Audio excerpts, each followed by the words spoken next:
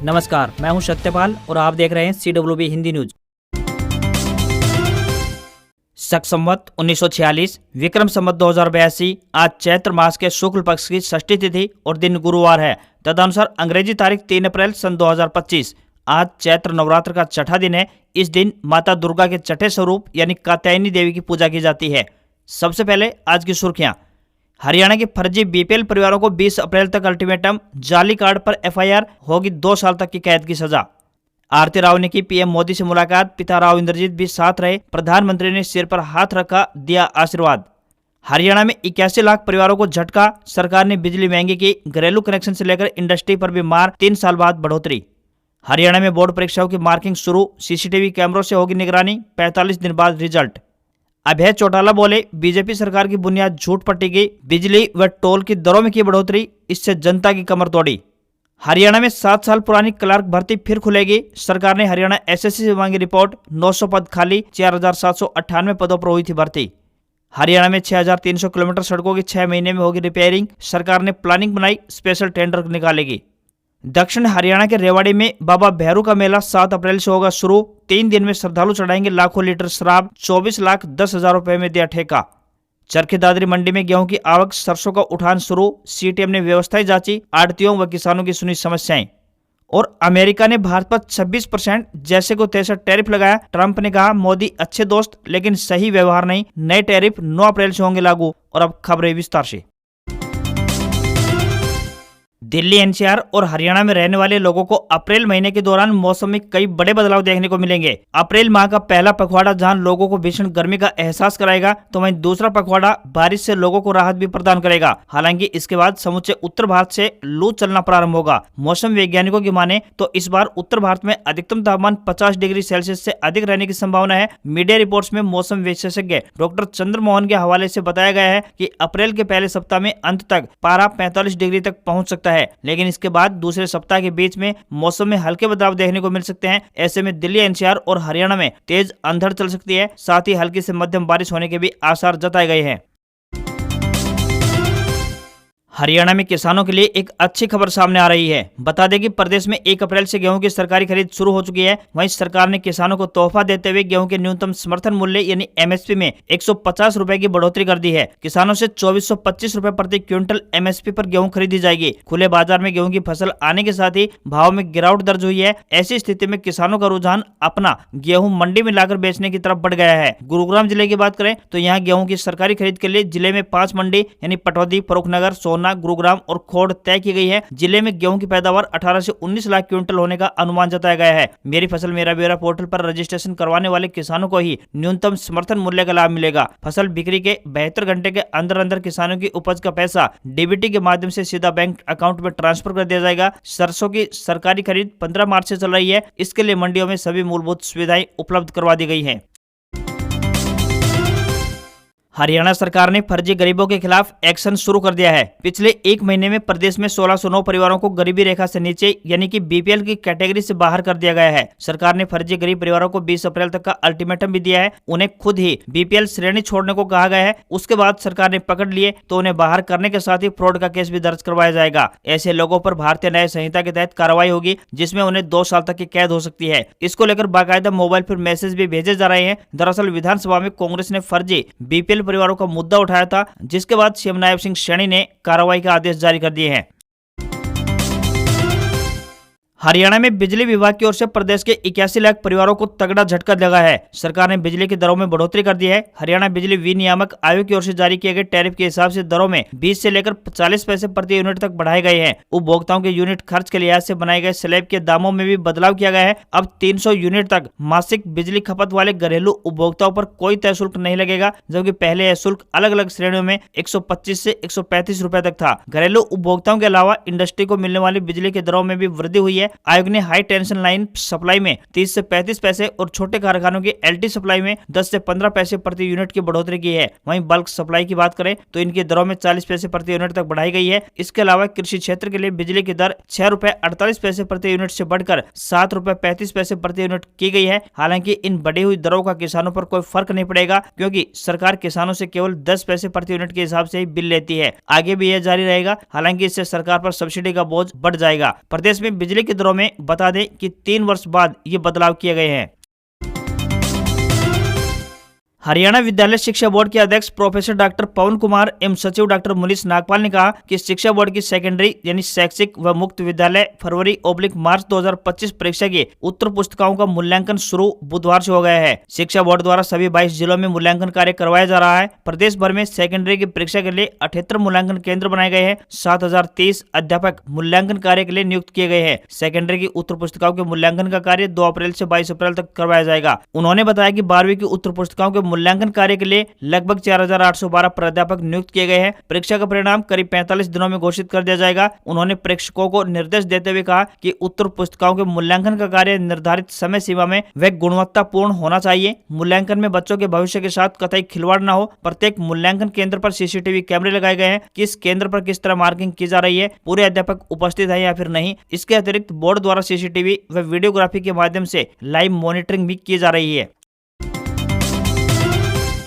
इनेलो के राष्ट्रीय अध्यक्ष चौधरी अभय सिंह चौटाला ने हरियाणा सरकार पर गंभीर आरोप लगाए हैं। उन्होंने कहा कि बीजेपी सरकार की बुनियाद पूरी तरह से झूठ पर टिकी है। चौटाला ने कहा कि सरकार ने HKRN के 1200 कर्मचारियों को नौकरी से निकाल दिया है, जबकि वादा था कि 5 साल तक किसी को भी नहीं निकाला जाएगा। उन्होंने कहा कि बीजेपी चुनाव में झूठे वादे करके वोट लेती है और उसके बाद उन्हीं लोगों को लूटना इनकी फितरत है। महंगाई 7% तक पहुंचने के बावजूद सरकारी कर्मचारियों का DA मात्र 2% बढ़ाया गया है। हाथ तो तब पार हो गई जब सांसदों की सैलरी 24% बढ़ा दी गई है, वो भी अप्रैल 2023 से लागू की गई है। हाल ही में संपन्न हुए बजट सत्र में मुख्यमंत्री ने एक बार फिर से बिजली के रेट बढ़ाने का कोई जिक्र तक नहीं किया था। उन्होंने बताया कि सरकार ने बिजली दरों में 47 पैसे की वृद्धि की है। स्टाम्प ड्यूटी में 20% की बढ़ोतरी की गई है। एक्सटर्नल डेवलपमेंट चार्जेस में भी भारी वृद्धि की गई है, जिससे 200 गज के प्लाट की कंस्ट्रक्शन पर 45,000 रुपए तक देने पड़ रहे हैं। चौटाला के अनुसार प्रॉपर्टी के रेट इतने बढ़ा दिए गए हैं कि आम आदमी के लिए 50 गज का प्लाट खरीदना भी मुश्किल हो गया है। हरियाणा के शिक्षा मंत्री महिपाल ढांडा के जिले में ही 183 जाली स्कूल चल रहे हैं। इन स्कूलों के पास शिक्षा विभाग की मान्यता तक नहीं है। इनमें 45 प्राइमरी तो वहीं 129 मिडिल कैटेगरी के स्कूल शामिल हैं। पानीपत के शिक्षा विभाग ने इस संबंध में एक लिस्ट जारी की है, जिसमें कहा गया है कि ये स्कूल सरकार के नियम व शर्तों को पूरा नहीं करते। ये स्कूल अवैध है। यहाँ पढ़ने वाले बच्चों की पढ़ाई और उनके सर्टिफिकेट भी अवैध माने जाएंगे। हालांकि इन पर कार्रवाई के बजाय शिक्षा विभाग ने अभिभावकों से ही अपील की है कि बच्चों का एडमिशन इन स्कूलों में न करवाएं। अगर ये स्कूल विद्यार्थियों का दाखिला करते हैं तो इनके खिलाफ सख्त कार्रवाई होगी। वहीं इस मामले पर मीडिया से बातचीत करते हुए डांडा ने कहा कि हम हर चीज को खबर के नजरिए से नहीं देख सकते, हमने सिस्टम को ठीक करना है। जिले में कुछ स्कूल ऐसे भी हैं जिनके पास 5वीं कक्षा तक की मान्यता है, लेकिन वे 8वीं कक्षा तक के विद्यार्थियों के दाखिले कर रहे हैं। इसके अलावा कई स्कूलों को 10वीं तक की मान्यता मिली हुई है, लेकिन वे 12वीं क्लास तक के दाखिले कर रहे हैं। इन स्कूलों के खिलाफ भी विभाग कार्रवाई करेगा। इसे लेकर ब्लॉक स्तर पर शिक्षा विभाग ने टीमें गठित कर दी है। वहीं जिले के कई CBSE स्कूलों में भी दाखिले को लेकर कंपटीशन चल रहा है। ये स्कूल विद्यार्थियों को आकर्षित करने के लिए स्कॉलरशिप का झांसा दे रहे हैं। इसके लिए बाकायदा टेस्ट करवाए जा रहे हैं। इनसे झांसे में आकर माता पिता अपने बच्चों का एडमिशन भी करवा रहे हैं।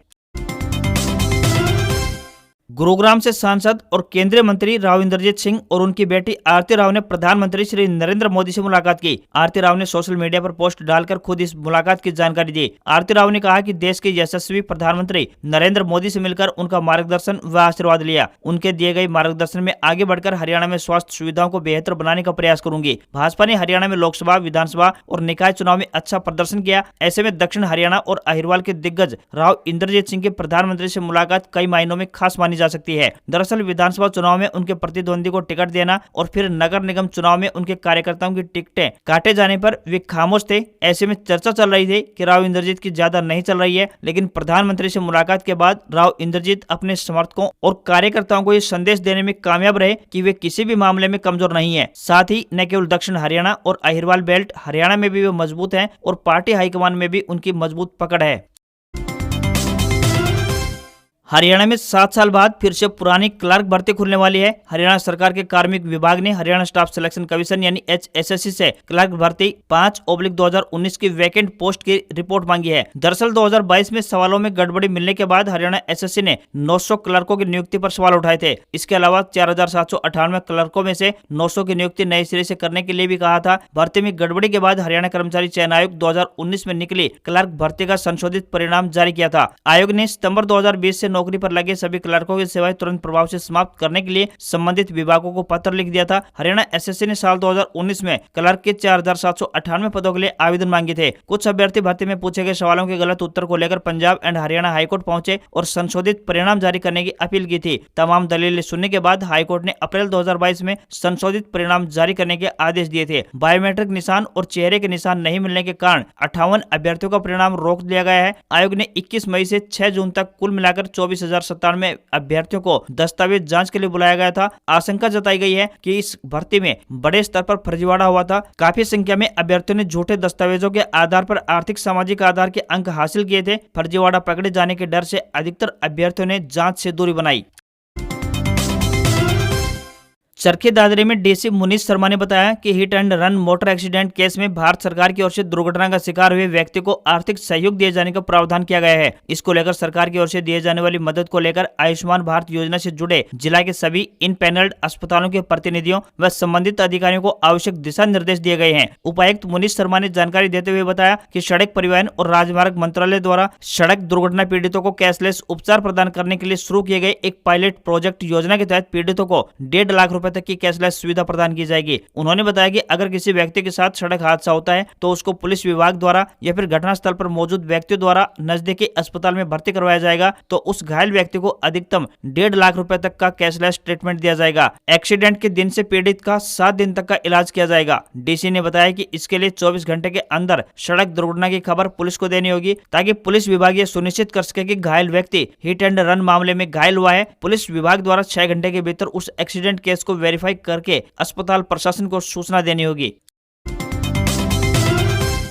हरियाणा की सड़कें 6 महीने में चकाचक होने वाली हैं। इसके लिए सरकार ने मेगा प्लानिंग कर ली है। प्लानिंग के जरिए अगले 6 महीनों में प्रदेश की तकरीबन 6,300 किलोमीटर सड़कों की रिपेयरिंग की जाएगी। लोक निर्माण मंत्री रणवीर गंगवा ने इसकी पुष्टि करते हुए बताया कि हरियाणा की सड़कों की मरम्मत के लिए विभाग ने खास योजना बनाई है। उन्होंने बताया कि प्रदेश की सड़कों के जाल को और सुदृढ़ किया जाएगा ताकि आमजन के लिए बेहतर और सुगम सफर हो सके। इसके लिए विभाग के द्वारा स्पेशल टेंडर के जरिए काम किया जाएगा। हाल ही में बजट सत्र के दौरान मुख्यमंत्री नायब सिंह सैनी ने सदन में घोषणा की थी कि आगामी 6 महीने के अंदर सभी सड़कों की आवश्यकता अनुसार मरम्मत करवाई जाएगी। पीडब्ल्यूडी मंत्री ने कहा कि आमजन की सुविधा को ध्यान में रखते हुए सरकार काम कर रही है। विभाग के प्रयास है कि जनता को बेहतर और उच्च क्वालिटी की सड़कें मिल सके। विभाग के अधिकारियों को खास निर्देश दिए गए हैं कि क्वालिटी में किसी भी प्रकार का कोई समझौता नहीं होगा।